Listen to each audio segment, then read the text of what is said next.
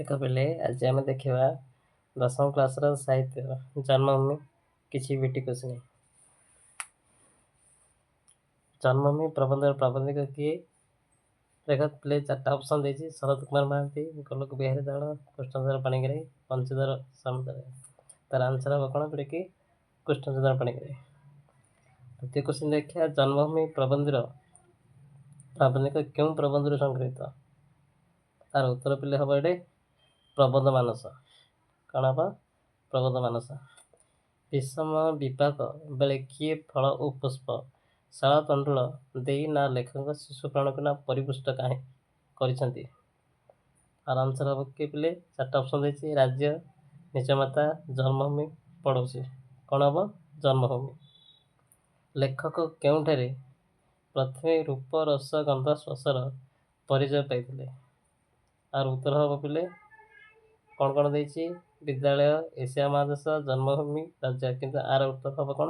ଜନ୍ମଭୂମି। Okay ପିଲେ, ବୁଝିଲା? ପୁଣି ଆଉଥରେ ଆମେ ଦେଖିବା 5 ନମ୍ବରରୁ। ସେ କ'ଣ କହିଛି? ତଣ୍ଡୁଳ ଶବ୍ଦର ଅର୍ଥ କ'ଣ?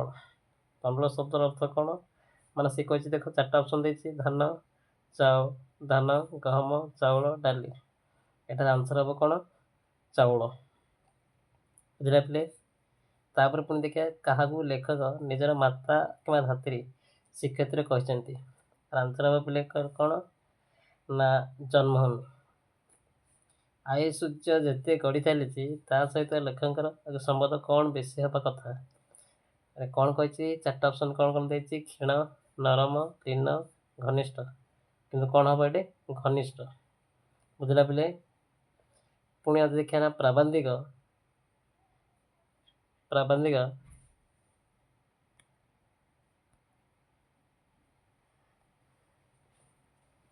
ପୁଣି ଆଉ ଦେଖିବା ପ୍ରାବନ୍ଧିକ। ପ୍ରବନ୍ଧ ଅନୁସାରେ କିଏ ନିଶୟର ଶୁଷ୍କ ତୃଣ ପରି ଭାସି ଚାଲିଛି?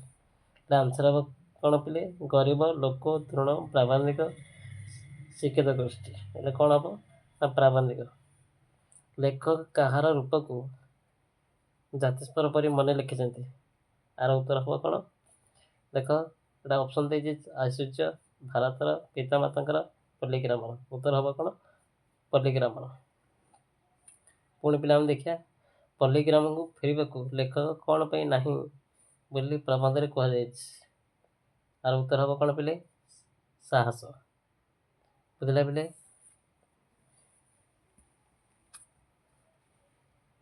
ପୁଣି ଆମେ ଦେଖିବା 11 ନମ୍ବର। ସଂଖ୍ୟାତୀତ ଶିକ୍ଷିତ ବ୍ୟକ୍ତି ଶେଷ ବେଳକୁ ନିଜର ଜନ୍ମଭୂମିକୁ ପାରଶ୍ରୀ ପକାଇ ପ୍ରଚଳିତ ଶିକ୍ଷା ପାଖରେ କ'ଣ ଉତ୍ସର୍ଗ କରିଥାନ୍ତି? ଆର ଉତ୍ତର ହେବ ପିଲେ କି ମାନବିକତା। କ'ଣ ପିଲେ? ମାନବିକତା।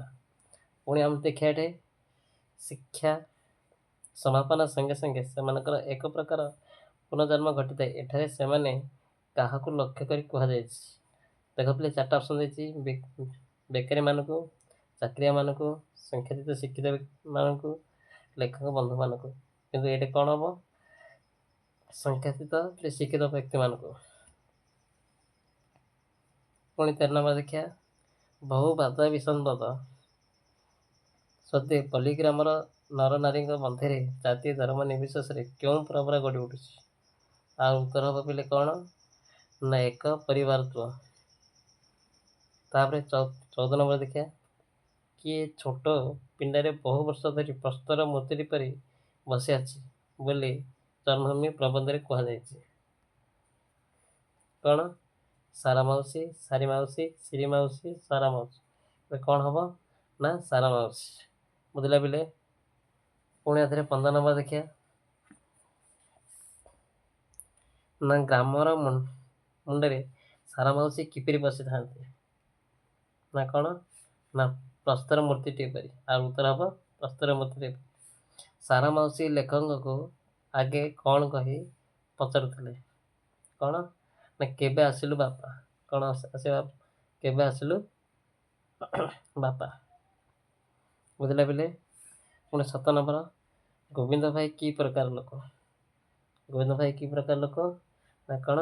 ଆଇନଜୀବୀ ଅକର୍ମୀ ଲୋକ। ଉତ୍ତର ହେବ କ'ଣ? ଆଇନଜୀବୀ ଅକର୍ମୀ ଲୋକ। ପୁଣି 18 ନମ୍ବର ଦେଖିବା ନା ଗୋବିନ୍ଦ ଭାଇର ଛୋଟ କୁଟୀରରେ କେଉଁଠି ଅବସ୍ଥିତ ଅଟେ? ନା କ'ଣ? ନା ଗ୍ରାମର ମଝିରେ। କୃଷକର ପଦ୍ଧତିର ଅର୍ଥ କ'ଣ?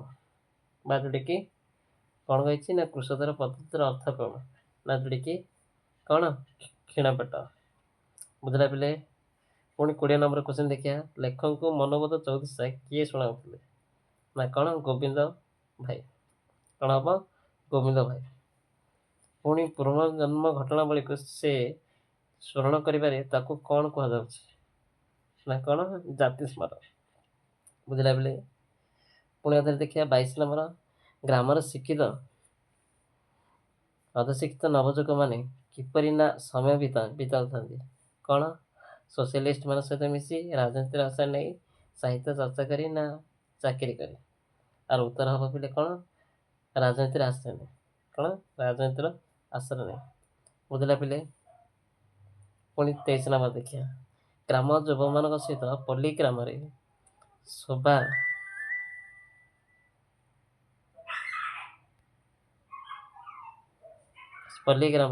ଉପଭୋଗ କରିବା ଲେଖକ ପକ୍ଷରେ କାହିଁକି ସମ୍ଭବ ନୁହେଁ? ନା କ'ଣ ହବ ପିଲେ? ନା ଉତ୍ତର ହବ ନା ଗ୍ରାମ୍ୟ ଯୁବକମାନଙ୍କ ସହିତ ପରିବର୍ତ୍ତେ ଘଟୁଥିବାରୁ। ବୁଝିଲା ପିଲେ? ପୁଣି ଦେଖିବା 24 ନମ୍ବର ଲେଖକ କେଉଁମାନଙ୍କର ମାନସିକ ସହିତ ଗତି କରି ଚାଲିବା ସମ୍ଭବ ନୁହେଁ ବୋଲି କହିଛନ୍ତି? ନା କ'ଣ? ନା ଶିକ୍ଷିତ ଅର୍ଦ୍ଧଶିକ୍ଷିତ ନବଯୁବକମାନଙ୍କ ସହ। ପୁଣି ଲେଖକ ଗ୍ରାମବାସୀମାନେ କେଉଁ ସମୟରେ ଧରଣୀର ବକ୍ଷ ଚିରି ନୂଆ ମେଘକୁ ଚାହିଁ ରହିଛନ୍ତି? ଉତ୍ତର ହବ କ'ଣ ପିଲେ?